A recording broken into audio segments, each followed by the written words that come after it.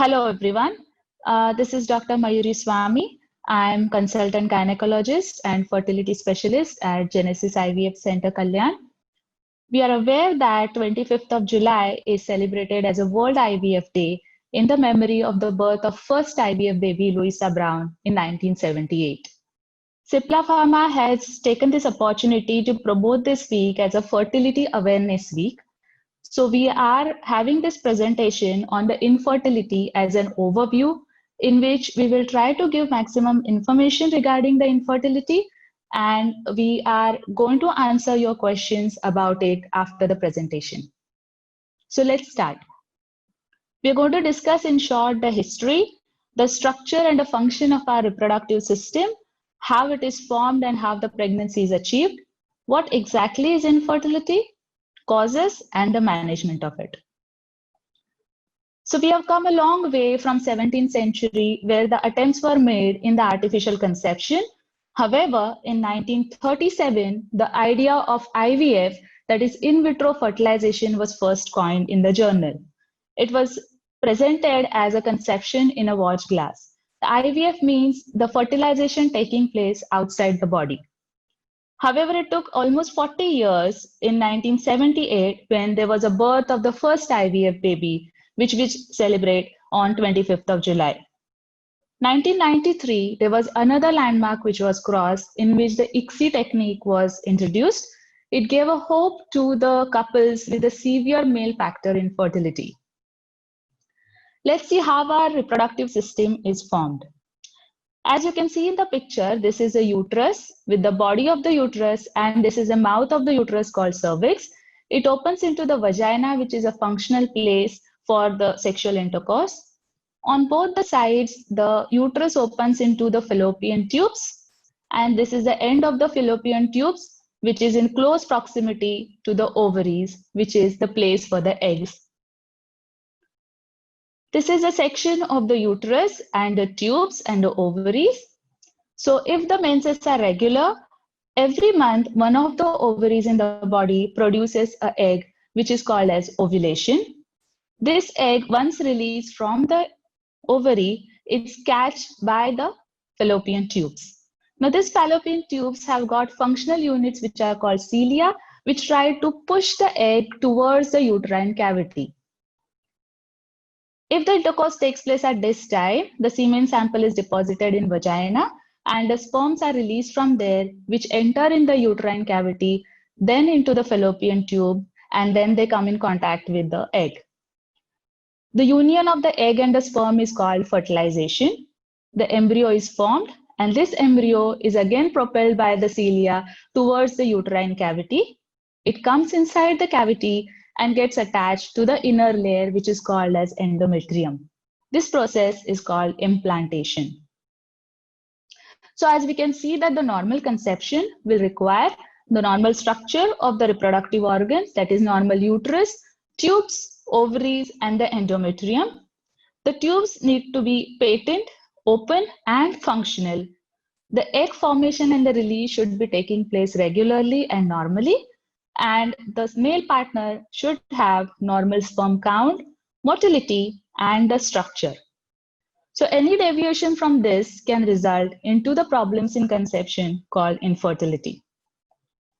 WHO defines infertility as the disease of the reproductive system. Mind you, it is the medical disorder same as the way we get hypertension, diabetes, or heart disease, and it is treated by the medical means. So this is the problem happens when there is a failure of achieving a clinical pregnancy after 12 or more months of regular unprotected sexual intercourse. There comes the term which is called active married life, that is the couple trying for the duration of the months or the years for the pregnancy without use of any contraceptive.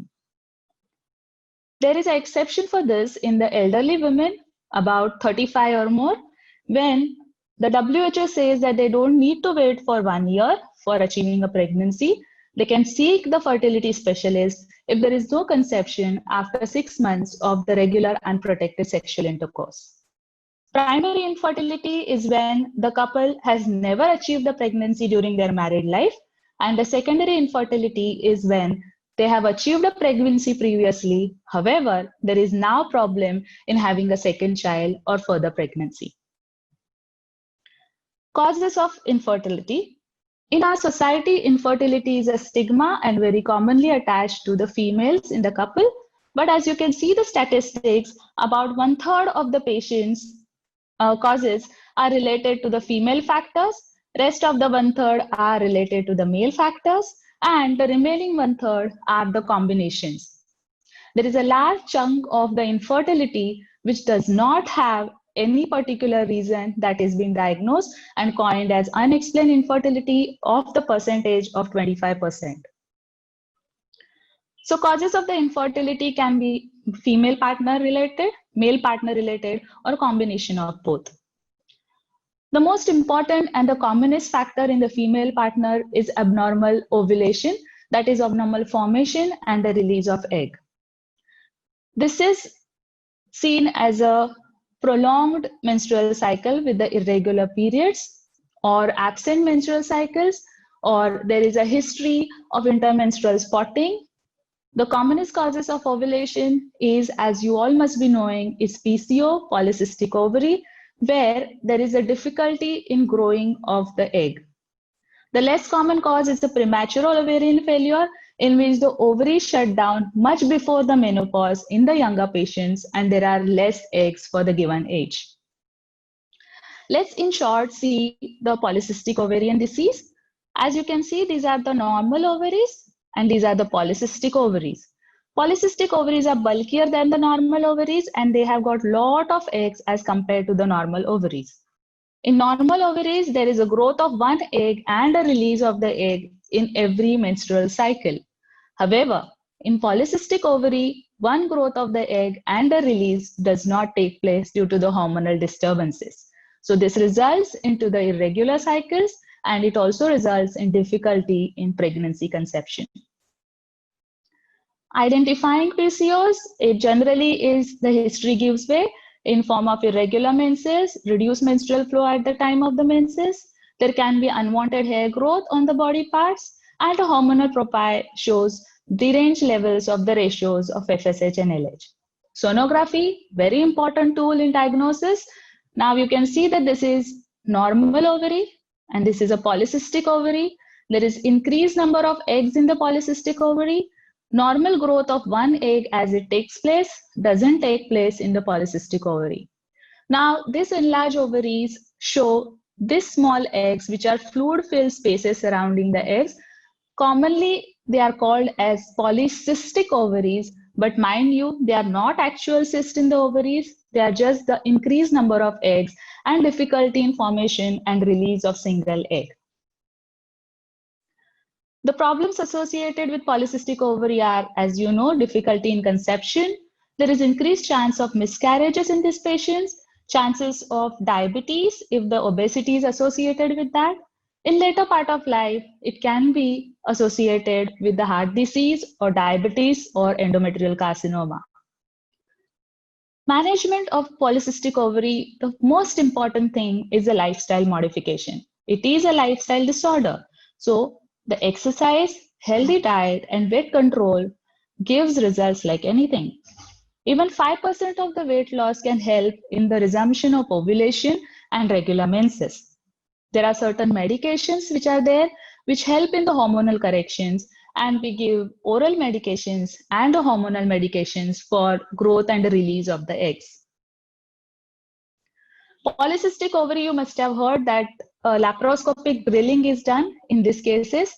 In this is the uterus, and these are the bulky ovaries on both sides.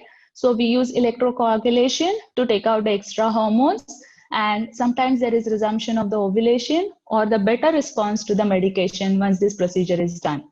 However, in the today's era of good medications and the injections, hormonal preparations, this procedure is limited only to the patient in which the ovaries are resistant to the medical management. Then we come to the reproductive tract abnormalities. We can see that the uterus is globular structure. It is formed by a union of the two horns just before the birth. So if this union does not take place before the birth, it results in the uterine abnormalities. You must have heard, sometimes you are told that somebody has got a double uterus, which means that the union of the two parts has not taken place. It is called bicornuate uterus. It can be unicornuate when there is other horn absent, or it can be septate when there is a presence of septum in the uterus. Fibroids. Now, fibroids, these are the masses which come from the muscular layer of the uterus, and they either grow outward or inside the uterine cavity. There are some masses which project in the uterine cavity. It can result into the bleeding disorder, difficulty in conception, repeated abortion, and the mass effect. Polyps, these are the small outgrowths from the inner line of the uterus, work same like the fibroids. It can have difficulty in conception, intermenstrual bleeding or spotting. It can lead to the recurrent miscarriages also. Now we come to the tuberculosis, very common in our country. It can affect not only the lungs, it can affect the abdominal organs and the reproductive system. As you can see, this is a uterus and these are the tubes and the ovaries. So the tuberculosis can affect the pelvic organs. You can see the minute tubercles all over the body in the pelvis. You can see the tubes which are dilated and affected. This gives rise to the blockage of the tubes and the loss of the function of the tubes. There are adhesions to the bowel and to each others. The tubes can also be affected by the infections other than the tuberculosis, commonly seen as the chlamydia infection, in which the tubes get destroyed, they are dilated, there is a presence of the purulent or infective material inside. This results in the blockage of the tubes and the sac-like structure, which is called as a hydrosalpinx. Chocolate cyst or the endometriosis. Now, the presence of the endometrium, which is the inner line of the uterus, is sometimes present on outside the uterus, like most commonly in the ovaries. This is called endometriosis. So during each menstrual period, this endometrium can result in the bleeding, and there is accumulation of the chocolate-like material in the ovaries, forming a cyst, commonly called as a chocolate cyst. The chocolate cyst can result in the loss of quality and the quantity of the eggs. There can be adhesions, that is the sticking of the ovaries and the tubes to each other and to the other organs in the abdominal cavity. Also, the patient presents with a characteristic history of severe pain during the menses and the pain during the sexual intercourse. The other factors are the hormonal factors. Commonest hormonal disorders that we rule out are thyroid disorder and the prolactin hormone disorder, sudden weight gain or loss, and the advanced maternal age. Now, this is the most important factor which predicts not only the reason for the infertility, but also the success for the fertility procedures. Advanced age is associated with the less eggs which are there in the ovary. The less eggs are formed and released. The eggs are not healthy in the extremes of the maternal life, and there are associated health problems due to the advanced age. The chances of the miscarriages are also very high if the age is more than 35 years. Male factors. Now, male partner, the factors are related to the sperms in the semen. The sperms can either be low in the quantity, which is called oligospermia. There can be absent sperm production, which is called as azoospermia. There can be abnormalities in the motility of the sperms, and there can be either abnormality with the structure of the sperms. Absent sperms in the semen sample can be either due to the defect in the production of the sperms from the testis, or there is a blockage to the system which carries the sperms outside from the testes. Causes. The male partner causes like the female partners are associated with the similar factors. There can be either illnesses of the male reproductive system in the form of presence of hernia, hydrocele, or varicocele. Health problems like diabetes can result into the quality and the quantity reduction into the sperms. Childhood illnesses like mumps can affect testes sometimes. The orchitis can lead to the decreased quality and the quantity of the sperms. Hormonal disorders and genetic disorders are there. Injuries to the private parts resulting into the torsion of the testes can lead to the male factor infertility in later part of life. Lifestyle disorders, obesity, addictions, smoking, tobacco, alcoholism, exposure to the harsh environment at the occupation, pollution, pesticides, these are common lifestyle disorders resulting into the problems. Chemotherapy or the radiation for the carcinomas can affect the sperm quality and quantity. After all these reasons also, there are about 30% of the undiagnosed, unexplained patient having the male factor infertility. Investigations. Female and the male, they are treated as a couple, and that's why we do the investigations of both the partners. So history is most of the times points towards the reason for the infertility, starts from the age of the couple, especially the maternal age, as we have seen, active married life, menstrual history, if there are irregular menses, absent menses, intermenstrual bleeding or spotting, previous obstetric history, if the female is conceived previously, whether there were any abortions, and what is the duration of the last pregnancy conceived, any medical or surgical associated disorders, any sexual history, if there is a difficulty in or pain during the sexual intercourse or pain during the menstrual cycle. The general examination to rule out any other medical or surgical disorder, and the gynecological examination is done to see if there is abnormality in the structure of the pelvic organs. Ultrasound scan. The sonography is the most important and indispensable diagnostic and treatment tool. We do the sonography as a first basic pelvic structural scan. We see how the structure of the uterus, ovaries, and the tubes are. Is there any abnormality in this? We see the ovaries as a whole. We see how many eggs are there, if the ovarian reserve is less. And it is also used for the commonly called as a follicular or the ovulation study, in which we see the growth of the egg in the natural cycle or response to the medications that are given. Now we come to the testing of the tubes. The tubal patency is the structural patency of the tubes which are attached to the uterus. It is done by two ways. One is HSG and the other is SSG. Now HSG is this radiological procedure. It's an X-ray procedure in which the radio-opaque oily dye is inserted and the X-ray is taken. It shows this is the uterus and the tubes are delineated and there is a spill of the dye from the tubes. So this shows a normal uterus with normal tubes and a spill from the tubes on both the sides. SSG is a sonosalpingography in which it is done by the ultrasound and the normal saline is used. The normal saline is injected in the uterine cavity and this shows the lining of the uterine cavity. It shows any abnormalities which are there in the endometrium, and a spill is seen by the color Doppler as a beautiful color spill from the tubes. Hormonal tests, especially thyroid prolactin. We do FSHLS in cases of the polycystic ovary in some of the cases to see the resistance of the ovary, and the AMH is done to see how much is the ovarian reserve, which not only tells us about, guides us about the doses of the medication, but it also predicts the outcome of the treatment. Detection of ovulation, that is the release of the egg.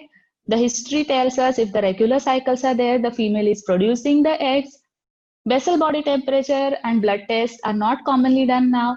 Ovulation kits are available in the medical, which can be used by the female on the daily basis during the fertile period to predict the ovulation and have the planned relation during this time. Ultrasonography used by us to help you to know when the ovulation is taking place and you can have the planned relation. Scopy. It is hysteroscopy and laparoscopy. Hysteroscopy is a visualization of the inner side of the uterine cavity. In this, a small hysteroscope of 4 mm is introduced into the cervix and then into the uterus. As you can see, this is a uterine regular cavity, normal endometrium. There are no growths or septa or fibroids or polyp in there. And as you can see, this is the opening of the fallopian tube on the inner side of the uterus. If there is any abnormality, it can be treated at the same time by this hysteroscopy under sedation. Laparoscopy, it is a visualization of the pelvic and abdominal organs. In this, a small laparoscope is introduced into the abdomen through the umbilical incisions, which is around 1 centimeter, and this visualizes the uterus, the tubes, the ovaries, and then we can see the dye spill on both the sides, indicating whether the ovaries are patent or not. Male partner investigations, history, as we have seen, to rule out any causative factors. Sexual history, if there is difficulty in coitus, non-consummation of marriage. Sexual dysfunctions like difficulty in ejaculation or premature ejaculation. Examination is done by the special male specialist who's called andrologist. The size of the testis, presence of any abnormalities is seen. If there is presence of infection, it is diagnosed and treated. Semen analysis, the most important investigation in male factor infertility. Now, semen analysis is done after the abstinence of around 3 to 5 days. It is done by collection of the semen sample in a sterile, wide-mouthed container provided by the lab. If the sample is not collected in the lab, it is to reach the lab within at least 30 minutes post-collection at room temperature. This picture shows a stained sample of the semen with the sperm, which are stained with the dyes. Now, this is the structure of the sperm. It has head, the midpiece, and the tail. The head has this region, which is called as acrosomal region, which is used to penetrate the oocyte or the egg at the time of fertilization. So WHO criteria says the sperm count of 15 millions, motility of 40% is enough to have as to call the person as with the normal semen analysis. 4% of the morphology is normal. So we have 15 million count, 40% motility, and 4% of morphology. These are the parameters for the normal semen analysis. Other investigations are basic investigations and the hormonal tests and some DNA fragmentation tests. These are done only if there is an abnormal semen analysis. We come to the management. Lifestyle modification. The basic thing is to avoid the addictions, to avoid the stress, and to avoid the obesity. So management of stress, regular frequency of coitus, weight reduction at least 5% of the previous weight has shown to help in the resumption of the ovulation and regular menstrual cycles. Especially in cases of polycystic ovaries, weight reduction, exercise, and diet control are the keys. Ovulation induction. Ovulation induction is the medications we give to grow single egg from the ovaries, which were previously not giving out the eggs. Used most of the times in polycystic ovaries. The drugs are used as oral drugs, clomiphene, letrozole, and sometimes it can be combined with the hormonal injections. Now, this is followed by the follicular study, which is the sonography that we do to see if the drugs are acting properly, if there is growth of the egg, when the egg is rupturing, and then the couple is guided to either keep plant relation or go for IUI. IUI, intrauterine insemination. It is a small laboratory procedure. So at the time when the ovulation takes place from the ovary, the egg is released from the ovary, we take the sample from the husband's semen and we filter it. It is centrifuged and the fast moving sperms are filtered and introduced into the uterine cavity via a small catheter. It is a painless procedure, does not require sedation, does not require any stitches, and it is very comfortable. Done in the patients who have got abnormal semen analysis, low count or motility, absent sperms from the semen, so the donor IUI can be done. The donor sample is procured by the government registered sperm banks and a good sample is inseminated at the time of the release of the egg. Male partner having difficulty in ejaculation or sexual intercourse, IUI can be used. Also in patients with polycystic ovaries, IUI can be used as accessory procedure to the treatment of the release of egg. Test tube baby, commonly called as IVF or ICSI procedure. Now let's see what we do in the IVF. So in IVF, the hormonal preparations are given around 10 to 12 days depending on the patient's profile and we help to grow both the ovaries eggs. So once the eggs have grown to a good size, the anesthesia is given to the patient, and under the sonographic guidance, these eggs are taken out. To these eggs, the good sperms from the sample from the husband is added. The fertilization takes place, that is a union of the egg and the sperm, and the embryo is formed. This embryo is grown for 3 to 5 days and it is transferred into the uterine cavity. So as you see, the fertilization takes place in vitro, that is outside the body. ICSI.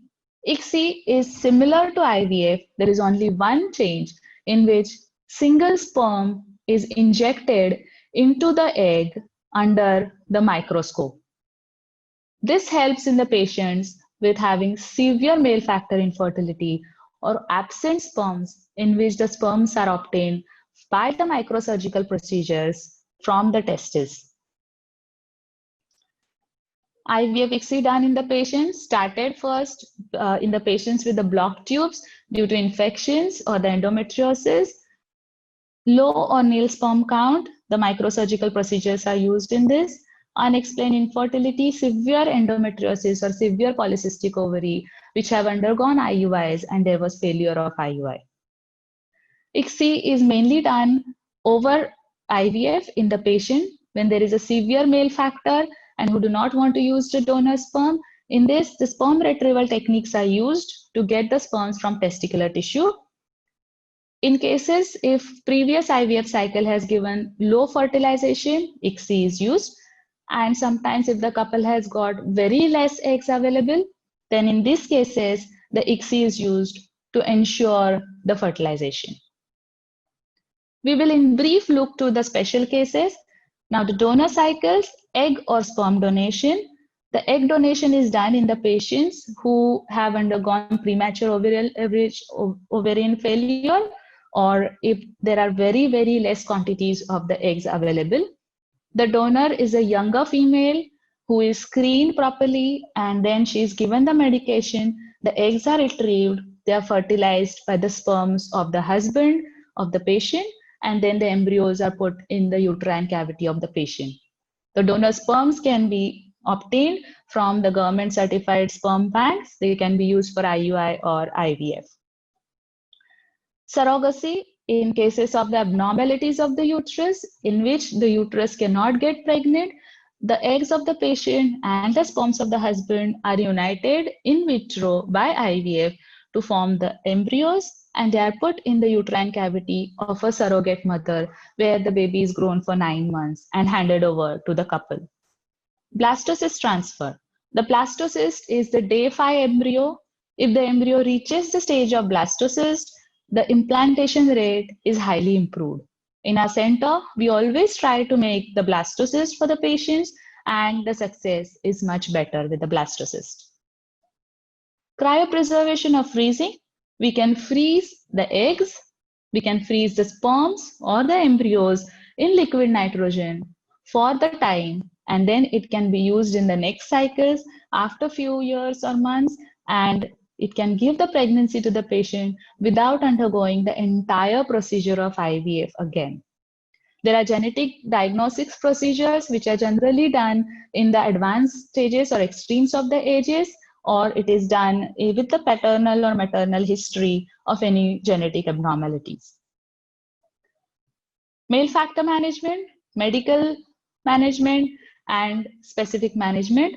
So depending on the cause, the medicines can be given, either hormonal products, or it can be given for ejaculatory problems. Antibiotics are given in cases there are infections. Empirical management in the form of antioxidants. It contains the vitamins and the minerals in certain quantities which help in the formation of the sperms, good quality sperms. It is generally used in mild to moderate oligospermia.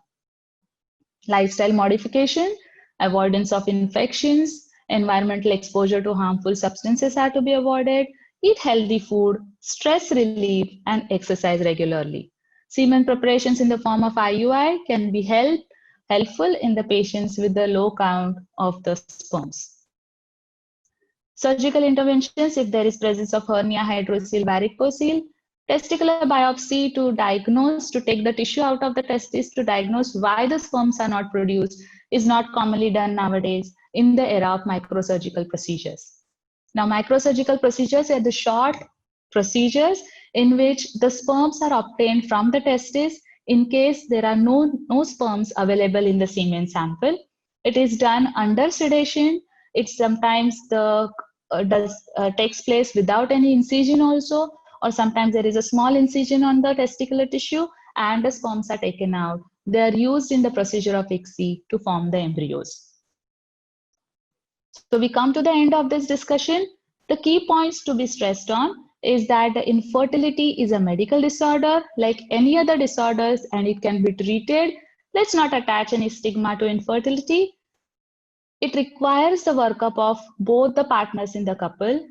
Active married life is important than the total years of married life. Age of the female partner is most important. Basic workup includes blood reports and hormonal profile of the male and female partner, tubal patency test, and the semen analysis. In cases of the regularly menstruating females, time intercourse between the 12 to 28th day of the cycle can help. Ovulation kits can be used by the patients at home. Medications for the egg growth should always be associated with the ultrasound study to see whether they are working or not. The fertility treatment is to be individualized according to the need of the couple, and it is to be decided by the fertility specialist after the detailed counseling with the patient. So now we come to the end of this discussion. I can take any questions if you want on Facebook. If you get any problems or questions after the presentation, I have shared the contact details for Genesis Fertility Center. You can always call us and we are always there to help you. Thank you. If they have any question, they can contact us on the details which are given. Thank you very much.